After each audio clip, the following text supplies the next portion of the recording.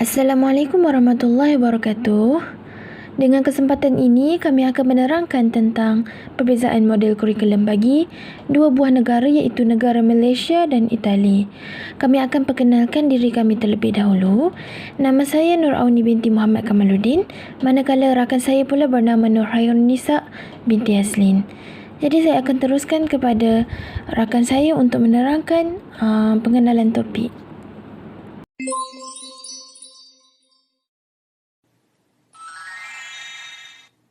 Jadi, saya akan menerangkan tentang pengenalan topik. Topik yang kami perolehi ialah perbandingan kurikulum antara dua buah negara. Sebelum saya menerangkan tentang topik tersebut, saya akan menerangkan tentang maksud kurikulum terlebih dahulu. Kurikulum merupakan satu program pendidikan yang dilaksanakan oleh lembaga pendidikan kebangsaan bagi para pelajar di sekolah. Kurikulum merupakan satu perancangan awal untuk memulakan sesuatu pelajaran. Oleh itu, guru juga memainkan peranan penting bagi membolehkan pelajar-pelajar mencapai sesuatu sasaran serta visi, misi dan objektif terhadap suatu topik. Dengan adanya program kurikulum ini, para pelajar dapat melakukan pelbagai kegiatan yang dapat mendorong dalam perkembangan dan pertumbuhan seseorang individu dengan mengikut tujuan pendidikan yang dilaksanakan. Oleh itu, kami akan menerangkan model kurikulum yang telah kami kaji bagi dua buah negara yang dipilih iaitu Malaysia dan Itali. So, model kurikulum pertama yang telah dipilih oleh kami ialah Montessori. Kurikulum ini dikenali di negara Malaysia dan Montessori ini telah diasaskan oleh Maria Montessori pada tahun 1906. Konsep Montessori ini sangatlah berkesan dalam pembelajaran dan pengajaran kanak-kanak untuk perkembangan diri mereka juga. Jadi, terdapat beberapa konsep Montessori iaitu yang pertama adalah persekitaran yang luas dan tersedia. Hal ini kerana persekitaran yang luas dapat menggalakkan perkembangan kanak-kanak dengan mempunyai pelbagai bahan yang akan menyokong pembentukan konsep serta pengetahuan apabila diperlukan oleh kanak-kanak tersebut. Konsep yang kedua pula ialah didikan diri. Kanak-kanak mampu menjelaskan persepsi mereka dengan mengumpul dan menyusun pengalaman melalui aktiviti yang dilakukan oleh mereka. Kesan yang mereka dapat, kanak-kanak ni mampu untuk menyusun dan menyelesaikan aktiviti di dalam satu proses pembelajaran. Seterusnya, konsep Montessori ini menggunakan tempoh yang sensitif kerana tempoh ini merupakan tempoh yang sangat sesuai bagi kanak-kanak dalam menguasai sesuatu.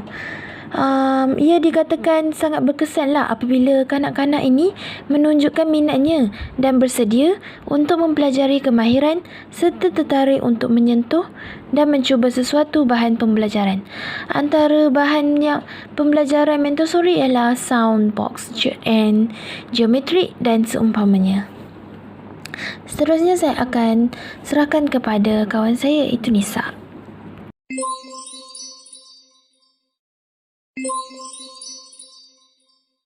Konsep Reggio Emilia. Model kurikulum yang kedua ialah Reggio Emilia. Kurikulum ini terkenal di negara Itali. Konsep Reggio Emilia ini amat menitikberatkan tentang perkembangan dan pertumbuhan dari sudut pemikiran kanak-kanak. Hal ini kerana apabila guru sering memberikan aktiviti, ia dapat mengasah bakat serta idea-idea yang menarik dari kanak-kanak tersebut. Oleh itu, objektif kurikulum ini akan tercapai apabila setiap individu memainkan peranan masing-masing. Selain itu, model ini amat fokus kepada kerja secara berkumpulan. Hal ini bagi melahirkan hubungan antara rakan sebaya, guru, ibu bapa dan juga masyarakat. Tambahan pula, model kurikulum ini banyak dilakukan dengan cara melakukan aktiviti bersama dengan guru.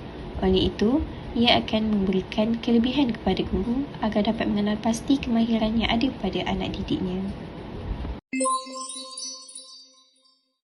Seterusnya, saya akan menerangkan apa bezanya Montessori dan Reggio Emilia ini. Jadi, saya akan menerangkan tentang Montessori. So, Montessori ini dia mempunyai perbezaan dengan Reggio Emilia dari pelbagai aspek, terutamanya visi, misi dan objektif serta sebagainya. Utamanya ialah Montessori ini dia menggunakan proses pendidikan yang memberikan kebebasan kepada kanak-kanak dalam melakukan atau memilih objek yang ingin digunakan. Montessori ini lebih menekankan kepada kanak-kanak untuk mengembangkan sifat berdikari dan berketerampilan bagus dalam melakukan sesuatu dengan menggunakan pengalaman yang dialami oleh kanak-kanak tersebut. Jadi, tadika yang menggunakan Montessori sebagai kurikulum pendidikan ni, dia amatlah memerlukan persekitaran dan kawasan yang luas dan selamat serta menarik supaya dapat memastikan kanak-kanak ni mampu menggunakan diri mereka dengan sepenuhnya. Serta kanak-kanak ni dapat berasa seronok apabila melaksanakan sesuatu aktiviti. Selain pada itu, bahan-bahan yang digunakan oleh kurikulum Montessori ni sangat mahal kerana ia merupakan bahan yang diimport serta menggunakan bahan-bahan semula jadi seperti kayu yang di-vanish. Sebagai contoh kayu yang di-vanish tu ialah red rose, pink tower dan seumpamanya. Walau bagaimanapun, kawalan seseorang tu sangat minimum kepada kanak-kanak ni. Sebagai contoh, guru dia akan memantau kanak-kanak dari jauh dan hanya akan melibatkan diri waktu membuat demonstrasi sesuatu aktiviti kepada kanak-kanak untuk menggunakan bahan tersebut. So, guru tidak perlu memuji kanak-kanak tersebut kerana matlamat Montessori ni adalah memastikan kanak-kanak tu diorang mempunyai self reward and terus melakukan dan terus belajar berdikari.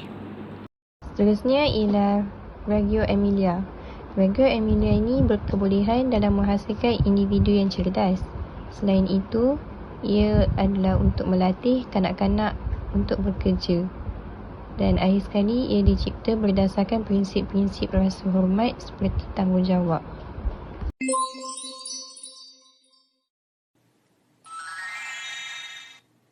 Akhir sekali, bagaimana model yang digunakan itu dapat memberi manfaat kepada sistem ACE di negara tersebut.